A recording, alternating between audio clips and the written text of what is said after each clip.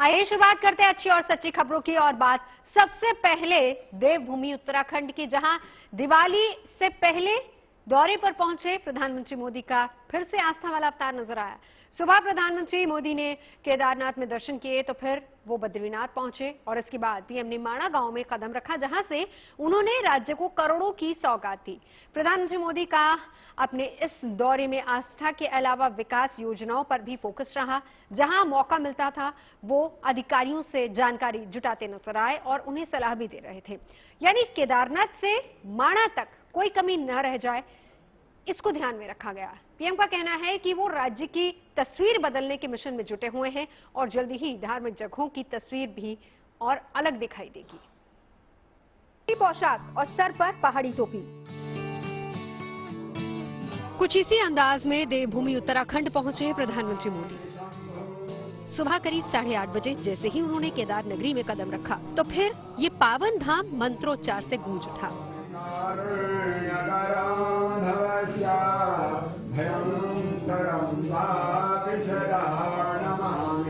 केदारनाथ मंदिर पहुंचने पर सबसे पहले प्रधानमंत्री मोदी वहां सीढ़ियों पर चढ़े और फिर उन्होंने भोलेनाथ के सामने हाथ जोड़े।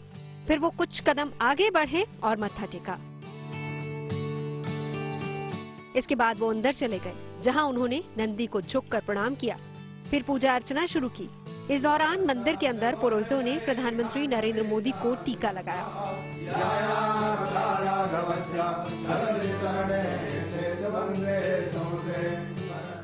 इसके बाद पीएम ने रुद्राभिषेक किया। फिर वो मंदिर से बाहर निकले तो दोबारा नंदी को प्रणाम किया। प्रधानमंत्री यहाँ पूरी तरह से शिव की भक्ति में लीन नजर आए। आज की जो पूजा में प्रधानमंत्री जी ने जो अपने भाव दिखाए, तल्लीनता दिखाई, सारे मंत्र उनके मुख में थे। मतलब प्रधानमंत्री नरेंद्र मोदी को सभी मंत्र खुद आते हैं, मंत्रोच्चारण को खुद करते हैं? खुद मंत्रोच्चारण कर रहे थे। बहुत आनंद आया। केदारनाथ में पूजा के बाद प्रधानमंत्री ने राज्य के सीएम पुष्कर सिंह धामी के साथ विकास कार्यों का जायजा भी लिया। साथ ही इस काम में जुटे मजदूरों से भी बात की। केदारनाथ में दर्शनों के बाद पीएम पहुंचे हरि के द्वार बद्रीधाम, जहां वो जैकेट पहने नजर आए। इस दौरान पीएम ने वहां अंदर बैठकर पूजा भी की।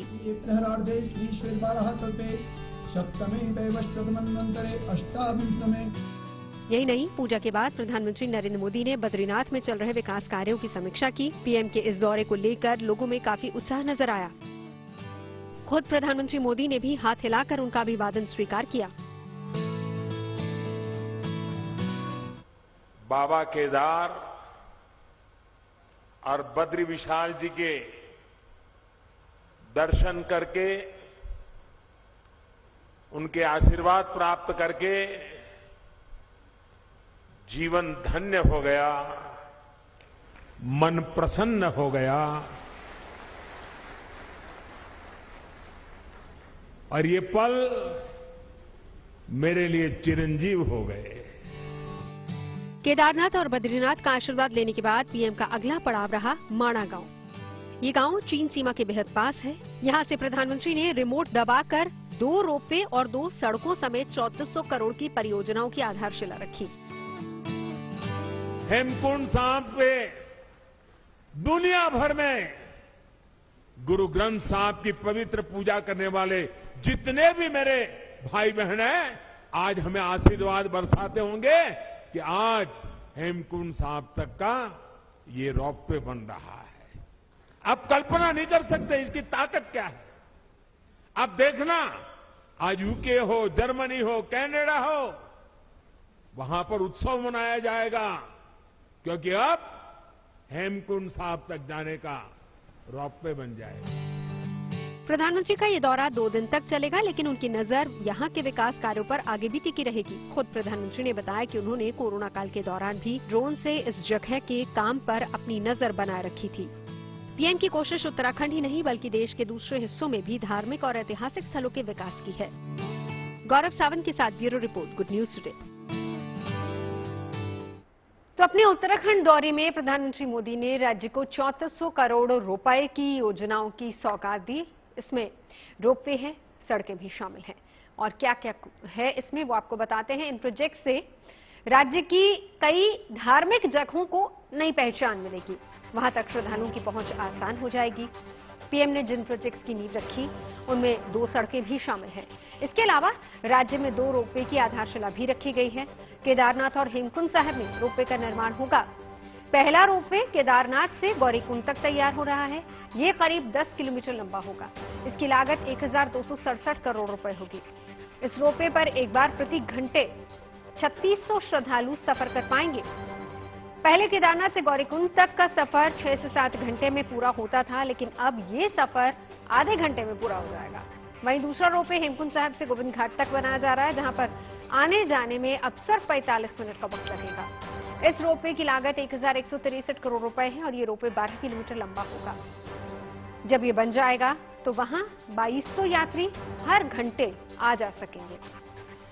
यही नहीं, माणा में जिन 2 सड़कों का निर्माण हो रहा है वो सामरिक नजरिए से बहुत अहम है, क्योंकि चीन की सीमा इसकी काफी नजदीक है।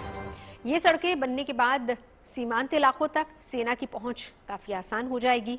वहां साल भर जवान आ जा सकेंगे। यही नहीं, इन प्रोजेक्ट से राज्य के लोगों को भी बहुत फायदा होगा, पर्यटन बढ़ेगा और रोजगार भी लोगों को मिलेगा। कुछ वर्षों में जो सड़क बन गई है, अब हम गाड़ी द्वारा माना पास तक जा सकते हैं। लेकिन मैं आपको 3 दशक पहले की बात, और 3 दशक क्यों, मैं 15 साल पहले की बात बताता हूं। जब मैं कमांडेंट था यहाँ पे और मेरे पास इस वैली का चार्ज था, तो मैं 2 दिन में पैदल चलकर माना गांव से माना पास तक पहुंचता था, जिसमें कि हमारे घस्तौली, रत्ताकोना और अनेक चौकियां हमारी पड़ती थी।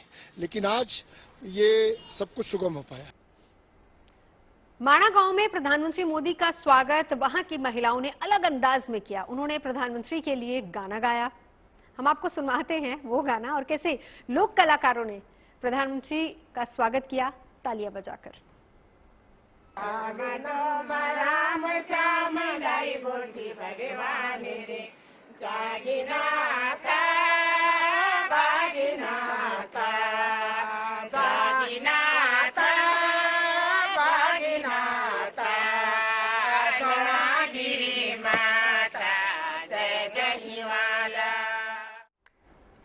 पहाड़ और धर्म का एक अलग रिश्ता है। प्रधानमंत्री नरेंद्र मोदी भी इन दोनों को बहुत करीब से जानते हैं और उनको समझते हैं, और इसी की बानगी उत्तराखंड में फिर से देखने को मिली है। केदारनाथ में भोले के दर्शन के लिए जब वो पहुंचे तो वो हिमाचली पोशाक में नजर आए। इसका नाम है चोला डोरा। प्रधानमंत्री मोदी हाल ही में हिमाचल प्रदेश के चंबा गए थे दौरे पर, और इसी दौरान उन्हें एक महिला ने ये ड्रेस गिफ्ट की थी। ये ड्रेस खुद महिला ने अपने हाथों से बनाई थी और प्रधानमंत्री को गिफ्ट की थी। इस पर बहुत अच्छी हस्तकला है और इस ड्रेस के पीछे स्वास्तिक भी बना हुआ है। प्रधानमंत्री को जब महिला ने ये ड्रेस गिफ्ट की थी तो उन्होंने वायदा किया था कि जब भी वो किसी ठंडी जगह पर जाएंगे तो इसे जरूर पहनेंगे। पीएम ने यह वायदा पूरा किया। इसके बाद मौका आया केदारनाथ में। चोला डोरा हिमाचल का पारंपरिक पहनावा है। ये वेशभूषा देश ही नहीं बल्कि विदेशों में भी बहुत फेमस है। ये ड्रेस पूरी तरह से ऊन से बनी होती है। इसमें घुटनों तक आने वाला एक लंबा ऊनी कोट होता है। इसे कमर पर डोरे से बांधा जाता है। आमतौर पर चोला क्रीम या फिर हल्के भूरे रंग का होता है और उसका जो डोरा होता है वो खूबसूरत रंगों से मिलकर बनाया जाता है, जिसे हिमाचली कढ़ाई भी हम कहते हैं। और यही वजह है कि इस चोला डोरा इसको कहा जाता है, और इस चोला डोरा को हिमाचल में गद्दी समुदाय के लोग पहनते हैं। भगवान भोले की जो नगरी भरमौर है, यहाँ आप सब जानते हैं कि मणिमहेश झील है, और इस कैलाश पर्वत के दर्शन करने के लिए जो है वो लाखों श्रद्धालु जो है वो मणिमहेश यात्रा में पहुंचते हैं। तो ये जो हमारा चोला डोरा है, इसको हम जैसे हमारे क्षेत्र में जो न्वाला है, शिव न्वाला जो है वो बहुत ही लोकप्रिय है, और हमारा जो गद्दी जो हमारी एक जाति है उसका एक विशेष जो एक श्रद्धा है और न्वाले में रहती है। तो ये जो चोला डोरा है, हम वहां जब वहां न्वाले में बैठते हैं, पूरी रात भर जो शिव की स्तुति होती है उसमें भी चोला डोरा जो है वो पहना जाता है। और जो भगवान शिव का जो पूजन है वो पूरी रात भर होता है, तो उसमें भी ये जो चोला डोरा है इसका बहुत ही अहम जो है वो एक किरदार है। चलिए अब आपको लिए चलते हैं अयोध्या और वहां की तस्वीरें दिखाते हैं, क्योंकि अयोध्या में एक बड़ा रिकॉर्ड बनने वाला है दीपावली पर। अयोध्या में दीपोत्सव की तैयारियां चल रही हैं, तैयारियां अपने अंतिम चरण पर है। हम आपको अयोध्या में होने जा रहे दीपोत्सव कार्यक्रम की अलग अलग ये रंग बिरंगी तस्वीरें दिखा रहे हैं। एक तरफ जहां रामलला की पोशाक तैयार हो रही है, वहीं घाटों पर दिए सजने शुरू हो गए हैं। अयोध्या से ये तस्वीरें बताने के लिए काफी हैं कि इस बार का दीपोत्सव कितना भव्य और अलौकिक होने वाला है। खुद प्रधानमंत्री मोदी 23 तारीख को वहां जाएंगे। छोटी दीपावली के दिन रामलला के दर्शन और पूजन के बाद सरयू तट पर आरती में शामिल होंगे और फिर दीपोत्सव कार्यक्रम में वो शिरकत करेंगे। इन तैयारियों में कोई कसर न रह जाए, इसके लिए अयोध्या प्रशासन युद्ध स्तर पर काम कर रहा है। सुरक्षा के कड़े इंतजाम है, चप्पे चप्पे पर पुलिस और सुरक्षा बल तैनात है। आयोजन में किसी तरह का खलल ना पड़े, इसकी भी पूरी तरह से व्यवस्था कर ली गई है। सीधा चलेंगे शिल्पी सेन मेरी सहयोगी इस वक्त हमारे साथ मौजूद है। शिल्पी, शाम का वक्त है और जहां पर आप खड़ी हैं उसके पीछे मैं तैयारियां भी देख रही हूं इस वक्त, और ये बताइए कि अभी वहां पर क्या लेजर शो की तैयारियां शुरू हो चुकी हैं? दीपोत्सव के लिए क्या कुछ तैयारियां हैं? कहां तक पहुंची तैयारियां? बिल्कुल नवजोत, देखिए तैयारियां शुरू हो चुकी हैं, बल्कि तैयारियां इतनी तेज गति से हो रही हैं। ये एक हिस्से में आप लाइटिंग देख पा रही हैं, उसके दूसरे हिस्से में थोड़ा सा अंधेरा है, क्योंकि यहां पर अभी लाइट जल रही थी और यही वो जगह है जिसमें लेजर शो दिखाया जाएगा, तो उसकी टेस्टिंग हो रही है, हम ऐसा कह सकते हैं। और जहां तक आपकी नजर जा रही है, दूर लाइट दिखाई पड़ रही है, पर वहां से जहां तक हम लोग खड़े हैं वहां दिए लगाए जा चुके हैं और कल भी कुछ दिए लगाए जाएंगे, क्योंकि कल का पूरा दिन युद्ध स्तर पर दिए लगाने का काम होगा। और जिस तरह से सबसे बड़ा जो आयोजन है वो दिए को लेकर ही है, क्योंकि दिए जितने जलेंगे उसका वर्ल्ड रिकॉर्ड बनेगा। पिछली बार भी वर्ल्ड रिकॉर्ड यहां बना था और इस बार भी वर्ल्ड रिकॉर्ड 15 लाख दियों से बनाने की तैयारी है। नवजोत, मैं बता दूं कि 15 लाख दियों का वर्ल्ड रिकॉर्ड बनेगा, लेकिन उसके लिए ये जरूरी है कि 17 लाख से दिए लगाए जाए। उसकी एक वजह टेक्निकल ये है कि दिए जब 5 मिनट तक जलते हैं, कोई दिया 5 मिनट तक जलता है, रिकॉर्ड बुक में उसको ही काउंट किया जाता है। इसलिए ज्यादा संख्या में दिए लगाए जाते हैं कि अगर कुछ दिए बुझ भी जाएं तो भी वो कुछ दिए जलते रहें, जितना टारगेट किया गया है, जितना लक्ष्य बनाया गया है। आप राम की पैड़ी को देख रही हैं, इस समय गुलाबी रोशनी में पूरी तरह से ये नहाया हुआ है और इसमें दीपोत्सव के दिन लाइट्स चेंज होंगी, यानी कि उनका कलर चेंज होगा। कभी हरी रोशनी, कभी नीली रोशनी, कभी पीली रोशनी दिखाई पड़ेगी। अभी ये गुलाबी रोशनी में दिखाई पड़ रही है और उसी तरह से हम कह सकते हैं कि पूरा सरयू घाट, पूरी राम की पैड़ी जगमगाएगी। जी शिल्पी, जहां इस वक्त आप मौजूद हैं, जरा हमको ये भी बताइए, क्योंकि आप जो पीछे की तस्वीरें दिखा रहे हैं बहुत ही खूबसूरत तस्वीरें यहां से नजर आ रही हैं। यही वो जगह है जहां पर आरती भी होगी?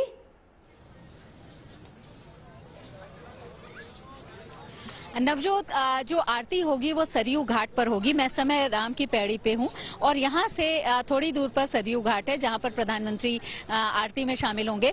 सरयू घाट वो जगह है जहां पर आरती होती है सरयू की, और ये जहां पर मैं खड़ी हूं यहां पर दिए लगाए गए हैं, दिए सजाए गए हैं और यहां पर वो दिए जलेंगे जो रिकॉर्ड में शामिल होंगे। यहां पर भी एक मंच होगा जिसमें प्रधानमंत्री और मुख्यमंत्री आकर के बैठेंगे और जो गणमान्य लोग हैं वो बैठेंगे और वो इसको देखेंगे। अभी लाइट की कुछ टेस्टिंग चल रही है, इस वजह से बहुत ज्यादा आपको ये नहीं दिखाई पड़ रहा है, लेकिन इतना तय है कि यहां पर दीपोत्सव के दिन इतनी रोशनी होगी कि अयोध्या से रोशनी दूर दूर तक पहुंचेगी, पूरी दुनिया में पहुंचेगी। अभी यहां कुछ ही लोग आ रहे हैं, लेकिन उस दिन शायद हम लोग मूव भी न कर पाए, इतनी ज्यादा भीड़ हो, इतनी ज्यादा लोग यहां पर आए, क्योंकि आसपास के जिलों से भी आते हैं। और मैंने देखा है कि पिछले कुछ सालों में, क्योंकि ये 6वीं बार दीपोत्सव हो रहा है, तो हर बार भव्य पहले से होता जा रहा है। इस बार भव्यतम बनाने की तैयारी है, प्रधानमंत्री आएंगे और उसी के लिए ये तैयारी चल रही है। जाहिर सी बात है कि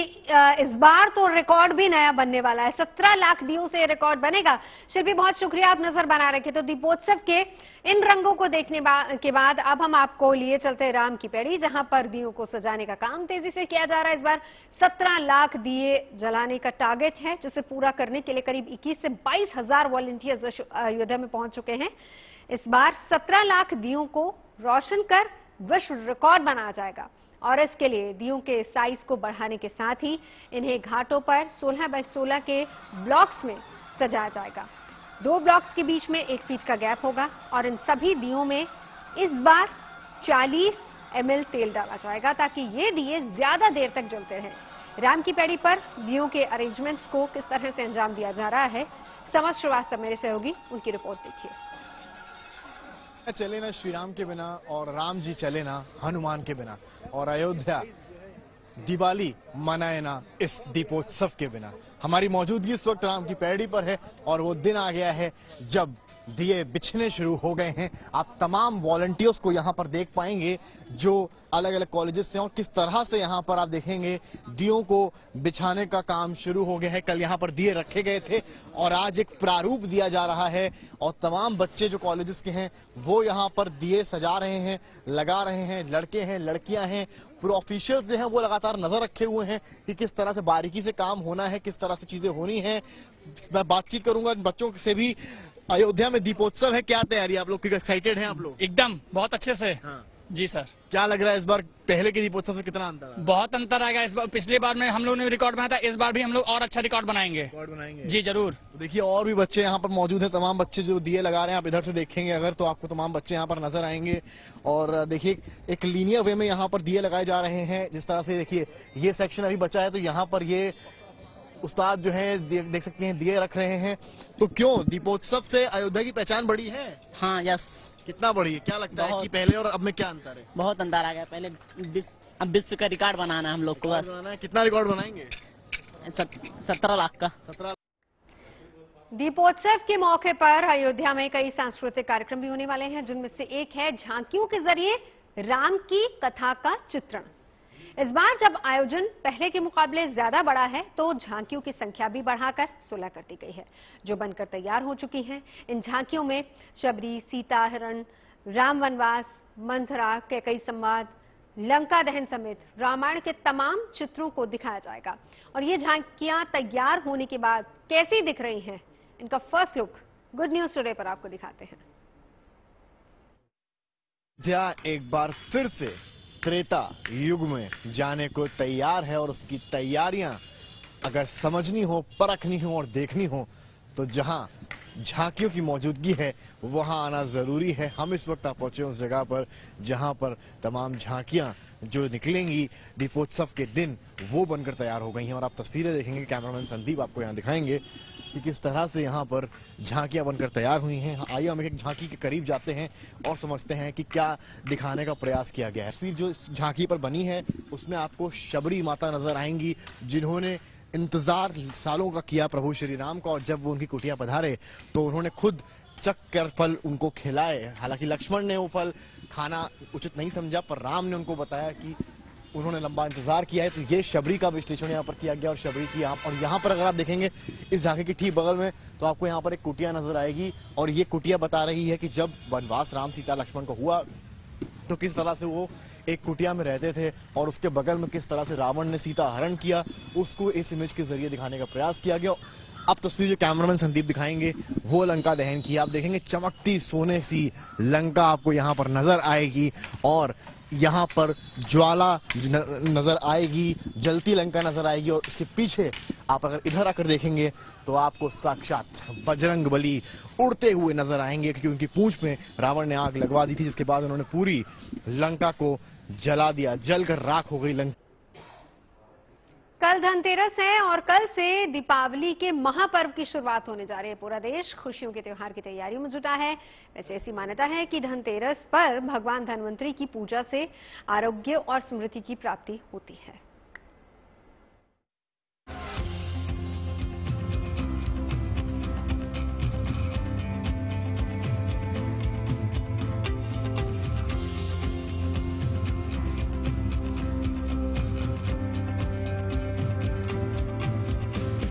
आस्था के महापर्व का शुभारंभ, देश पर चढ़ा त्योहारों का रंग, बाजारों में बिखरी धनतेरस की उमंग।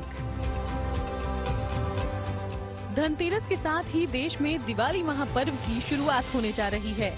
दिवाली से पहले देश भर के बाजार त्योहार के रंग में रंग चुके हैं। धनतेरस से पहले शहर शहर सजे धजे बाजारों में खरीदारों की भीड़ उमड़ रही है। दरअसल कार्तिक मास की त्रयोदशी को मनाया जाने वाला धनतेरस पर्व धन, समृद्धि और खुशहाली का त्योहार है। धनतेरस को दिवाली की शुरुआत का प्रतीक माना जाता है। कार्तिक मास कृष्ण पक्ष त्रयोदशी के दिन भगवान धन्वंतरी का प्रकट उत्सव हुआ था, इसीलिए धनतेरस के रूप में यह दिन मनाया जाता है। धनतेरस के दिन देवताओं के वैद्य और औषधि के देव धन्वंतरी की जयंती भी मनाई जाती है। इसलिए धनतेरस केवल धन ही नहीं बल्कि अच्छी सेहत की कामना के त्योहार के रूप में भी जाना जाता है। मान्यता है कि इसी दिन समुद्र मंथन से अमृत कलश निकला था। देवताओं के वैद्य धन्वंतरी अमृत कलश लेकर प्रकट हुए थे। सेहत और आरोग्य के लिए इस दिन धन्वंतरी की उपासना होती है। धनतेरस को धन और संपन्नता की देवी लक्ष्मी जी की पूजा की शुरुआत भी होती है। साथ ही धनतेरस को धन की रक्षा से जुड़े देवता कुबेर का भी दिन माना जाता है। इन्हीं सब मान्यताओं के चलते धनतेरस के दिन भगवान धन्वंतरी, मां लक्ष्मी और धन के देवता कुबेर की पूजा की जाती है। माना जाता है कि इनकी पूजा से आर्थिक समृद्धि और अच्छी सेहत का वरदान मिलता है। दिवाली शुरू हो चुकी है और लोग यहाँ शॉपिंग अपनी पूरी करने के लिए पहुँच रहे हैं। यहाँ भीड़ देख के यही वापस लग रहा है कि जिस तरीके से कोविड के पहले हालात थे, जिस तरीके से सारी चीजें नॉर्मल थी, वैसे ही नॉर्मल हालातों में लोग अब घर के बाहर पहुँचने लगे हैं। इस साल की दीपावली सबसे ज्यादा खास इसके लिए भी है क्योंकि अब दुकानदारों के चेहरे पे भी रौनक लौटने लगी है। जितना नुकसान पिछले 2 साल में उनको हुआ था, उस नुकसान की भरपाई जो है इस साल हो सकती है। धनतेरस के त्योहार पर इस बार बाजार खरीदारों से गुलजार है, तो वहीं जमकर हो रही खरीदारी के बीच व्यापारियों के चेहरे भी खिल उठे हैं। यानी रोशनी के त्योहार की चमक इस बार हर दिल को रोशन कर रही है। Bureau report, good news today. तो कोरोना काल के बाद इस साल किसी बंदिश के बिना दिवाली का त्योहार मनाया जा रहा है, जिसके लिए लोगों में उत्साह भी देखा जा रहा है। धनतेरस आ रहा है तो जाहिर सी बात है कि बाजार की रौनक बढ़ेगी। तो इस खास दिन पर लोग घर में सुख समृद्धि को बढ़ाने की कामना के साथ साथ नया सामान भी घर लाते हैं। ऐसे में इस दिन कुछ खास चीजों को खरीदना बहुत शुभ माना जाता है। इसमें सोने चांदी के गहने खरीदने बेहद शुभ माने जाते हैं। यही वजह है कि अभी से ज्वेलरी शॉप्स पर भीड़ नजर आ रही है। हालात ये है कि लोग सुबह सुबह पहुंचकर शॉपिंग कर रहे हैं। जयपुर में बाजारों का हाल क्या है, आपको दिखाते हैं। जयपुर की ज्वेलरी जो है पूरे देश में, प्रदेश में और विदेश तक मशहूर है। यहाँ के डिजाइन्स, पैटर्न्स जौहरी बाजार से खरीदने के लिए विदेशी भी आते हैं, खूब सैलानी भी आते हैं पूरे देश भर से। कल यहाँ जो नजारा है और भी जो भव्य होगा और भी अद्भुत होगा। आप देख सकते हैं यहाँ पर कि कैसे कस्टमर जो है वो खरीदारी यहाँ पर कर रहे हैं। अब यहाँ पे देखिए किस तरीके से एक अलग ही माहौल है। धनतेरस में जो सोना खरीदना है वह शुभ माना जाता है। 2 साल बाद रौनक लौटी है जयपुर के अंदर कोविड के कारण। बताइए किस तरह का माहौल है, क्या ज्वेलरी ट्रेंड में है, उसका बताइए जरा। माहौल तो काफी उत्साहित है कि 2 साल बाद बिल्कुल जोशों से अपन, चाहे आप डेकोरेशन की बात करें या बिजनेस की बात करें, सब में हर्षोल्लास भरा हुआ है। कस्टमर पॉइंट ऑफ व्यू से भी कस्टमर का फुटफॉल काफी अच्छा है। रेगुलर ज्वेलरी डिमांड में रहती है इस टाइम पे, लाइक लाइट वेट ज्वेलरी हो गई या अपने स्मॉल आर्टिकल्स हो गए लाइक रिंग टॉप्स वगैरह हो गए। और फिर जो कमिंग वेडिंग सीजन है उसके अकॉर्डिंग भी काफ़ी लोग इस टाइम पे अपनी बुकिंग करना प्रेफर करते हैं, बिकॉज एक ऑस्पिशियस डे भी है और सब चाहते हैं कि एक शुभ मुहूर्त में काम हो। फूल की ज्वेलरी वगैरह अपन देखते हैं तो इसका ऐसे ऑल ओवर इंडिया ही डिमांड रहता है, like this kind of jewellery. ये कुंदन मीना वर्क हो गया, अपन इस टाइप से वर्क देख सकते हैं। जैसे ब्राइडल चोकर सेट्स हो जाते हैं। सो जैसे इसमें हम रूबी, कुछ अपना कलर्ड मीनाकारी वगैरह हो गया, पेस्टल कलर मीना काफ़ी इन है इस टाइम पे, तो ब्राइडल्स में काफ़ी चलता है ये। जैसे इस टाइप से टर्किश ज्वेलरी डिजाइन होते हैं, so it's very light weight and elegant. So bridal में से अपन स्मॉल फंक्शंस हो गए लाइक हल्दी वगैरह हो गया या कुछ कॉकटेल पार्टीज वगैरह हो गई, तो उस टाइप में ये वाली ज्वेलरी काफ़ी चलती है। ये आपने इन्हें बताया, यहाँ पे कुछ महिला कस्टमर से बात करते हैं कि वो क्या जो है वो पसंद आ रहा है औरतों को, उसके बारे में जरा बताएं। मैम आपकी क्या पसंद है, क्या खरीदने आए हुए हैं आप? हम इधर एक बैंगल्स और एक सेट खरीदने आए हैं। यहाँ की ज्वेलरी बहुत पसंद है हमें, हम यहीं आते हैं। देखिए काफी उत्साह है जयपुर के अंदर और खास करके गुलाबी नगरी के इस ताज जिसे हम जौहरी बाजार भी कहते हैं, यहाँ एक अलग तरह का माहौल है। यहाँ की लाइटिंग, यहाँ की सजावट देखने के लिए पूरे देश और विदेश से लोग आते हैं। कैमरा पर्सन निखिल शर्मा के साथ जय किशन शर्मा, जयपुर। मान्यता ये है कि धन और सौभाग्य देवी लक्ष्मी देती है, लेकिन उनकी कृपा पाने के लिए सेहत और लंबी आयु की भी जरूरत होती है। इसीलिए धनतेरस के मौके पर धनवंतरी की पूजा की जाती है और वर्षों बाद ऐसा हो रहा है कि धनतेरस की पूजा 2 दिन तक चलने वाली है। अब ऐसे में बहुत लोगों को कंफ्यूजन है कि पूजा का मुहूर्त क्या है, कब पूजा करनी है। इन सभी कंफ्यूजन्स पर ब्रेक लगाते हुए हमने ज्योतिष आचार्य शैलेंद्र पांडे जी से बात की। आइए सुनते हैं कि इस बार 22 अक्टूबर को त्रयोदशी तिथि शुरू होगी शाम को 6:02 से। 22 अक्टूबर को शाम को 6:02 पर त्रयोदशी तिथि का आरंभ होगा। इसीलिए जो भी आपको खरीदारी करनी है, सारी खरीदारी इस समय के बाद करिएगा।